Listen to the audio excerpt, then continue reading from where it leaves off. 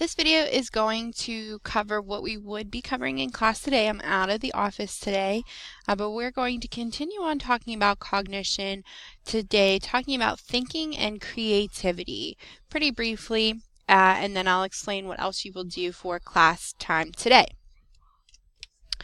So, it's a little strange to think about thinking, but we're going to cover a couple of important things today. And when we're describing thoughts, the thing that we are really talking about are concepts. And concepts are the cognitive rules we apply to stimuli from our environment. So just a kind of fancy scientific way of saying that this is the way we categorize things. This is the way we think about people, objects, everyday things that we encounter.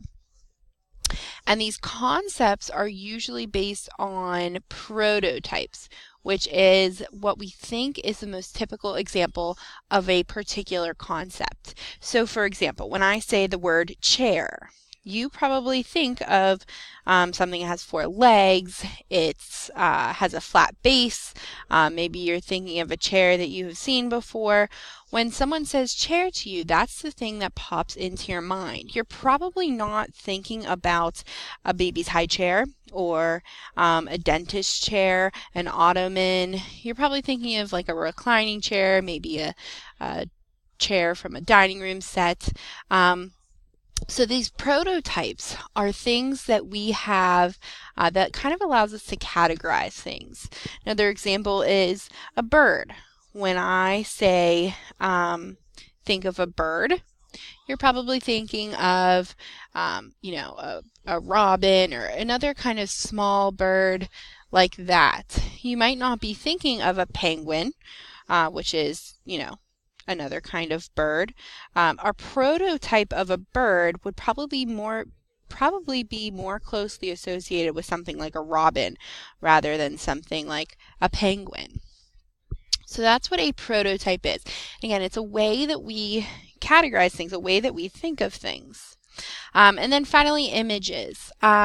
The images are the mental pictures that we create in our minds of the outside world. And an important thing to remember about this is that it's not just, images in the sense of vision.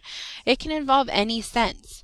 So when I tell you to think about something spicy, maybe the sense that comes to mind is a feeling of, what you feel like when you eat something spicy, or a smell.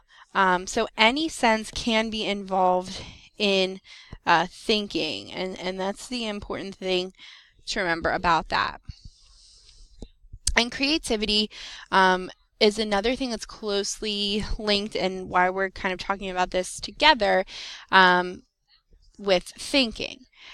It is generally involves originality and appropriateness. There's several different kinds of creativity. Convergent thinking is thinking that's pointed toward one solution. So this is the idea of something that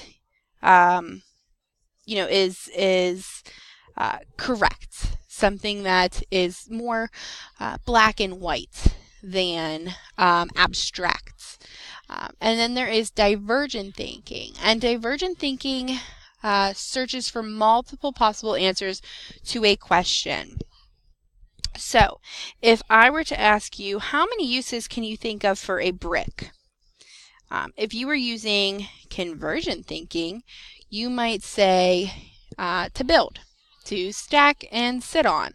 But a divergent thinker is more associated with creativity. This is someone who said, well, I can use it as a paperweight. I can use it as a sailboat. I can use it to hold down a stack of newspapers. So divergent thinking is going to be more imaginative than convergent thinking. All of these areas of creativity are really involving thinking of new ways to use what we're familiar with, new ways to express emotions or ideas that people share. So that is the idea of creativity. So now I have a couple of things for you to do today. There is an activity that is on the top of your calendar. It's in the Google Classroom for you to complete today. And then there's a reading on memories for you to complete from the book 40 Studies That Change Psychology. And speaking about, building off of what we talked about last week with memory, the idea of false memories and eyewitness reports. So you'll complete that reading and complete the activity for today. I am out of the office, but if you have any questions, email me because I'll be able to check my email every once in a while. And if you need anything, don't be afraid to reach out. Hope you have a good day and good luck with the rest of your studies today.